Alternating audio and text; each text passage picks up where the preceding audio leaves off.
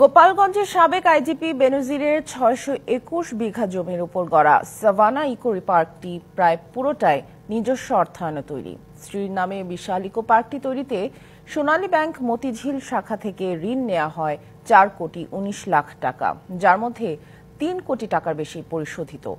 সরকারি কর্মকর্তার এত বড় অনিয়ম নিয়ে গণমাধ্যম, সুশীল সমাজ ও সরকারি নজরদারি প্রতিষ্ঠানগুলোর আগেই প্রশ্ন তোলা উচিত ছিল, বলছেন গবেষকরা। গোপালগঞ্জ সদর উপজেলার শাহপুর ইউনিয়নে বহুল আলোচিত সাভানা ইকো রিসোর্ট ও ন্যাচারাল পার্ক এর মালিক পুলিশের সাবেক আইজি বেনজির আহমেদের স্ত্রী। আদালতের নির্দেশে গত বছর প্রশাসক বসানো হয় পার্কটিতে। ১ বছর পর ৭০ লাখ ও ৩৮ লাখ টাকায় দুটি টেন্ডারে নিলামে নেয়ার প্রক্রিয়ায় রয়েছে পার্কটি। গোপালগঞ্জের দুটি প্রতিষ্ঠান। যদিও অনেকেই প্রশ্ন তুলেছেন, এমন একটি বিতর্কিত সম্পত্তির সচল রাখার প্রয়োজনীয়তা কি? দুদক বা স্থানীয় প্রশাসনের এত তৎপরতা কেন?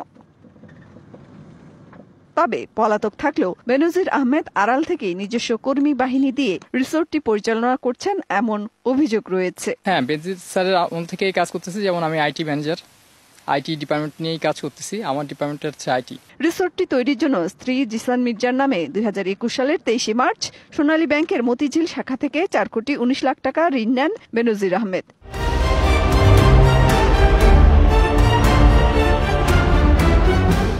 এর মধ্যে ৩,৮১,০০,০০০ টাকাই পরিশোধ করা হয়। এ থেকে স্পষ্ট যে রিসোর্টটি তৈরি করা হয়েছে নিজস্ব অর্থায়নে।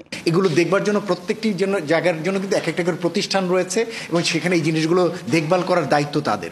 দুর্ভাগ্যজনকভাবে তারা যেমন তাদের দায়িত্ব পালন করেনি, আবার এর বাইরে একটি তৃতীয় পক্ষ থাকে যারা এই সমস্ত জায়গায় নিরপেক্ষ জায়গা থেকে ভূমিকা রাখতে পারে। গবেষণা প্রতিষ্ঠান, মিডিয়া, বেসরকারি খাত, অ্যাসোসিয়েশন। কিন্তু আমরা দেখেছি যে এই সমস্ত জায়গাগুলোতে তাদেরও ভূমিকা খুব বেশি সরব না এবং খুব স্ট্রং না। অভিযোগ রয়েছে, বিশাল এই রিসোর্টটি নির্মাণ করা হয়েছে স্থানীয়দের ভয়ভীতি দেখিয়ে, অনেকটা জোর করে জমি দখলের মাধ্যমে। সম্প্রতি দুদক ও এনবিআর সরজমিনে তদন্তে যায়। এমন তৎপরতায় জমি হারানো অনেকেই আশায় বুক বাঁধছেন ফেরত পাওয়ার। অভিযোগ তো অবশ্যই করব। এখন আমাদের ভিটে মাটি, সেখানে ৫৫ শতক জমি চলে গেলে তো আমাদের তেমন কিছু থাকে না। তাহলে আসতেই যদি না পারি, তাহলে অভিযোগ তো আমাদের অবশ্যই করতে হবে।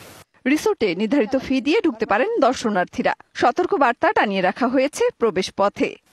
পুলিশের সাবেক আইজি বেনজির আহমেদের এই রিসোর্টটিতে এসে একটি কথাই মনে হতে পারে, আমার বিচার করবে তুমি, তোমার বিচার করবে কে? কবে তোমার দখল থেকে মুক্তি আমায় দেবে? এই রিসোর্টটি নির্মাণ করা হয়েছে বহু মানুষের বসত ভিটা উচ্ছেদ করে এবং বিভিন্ন অনিয়মের মাধ্যমে।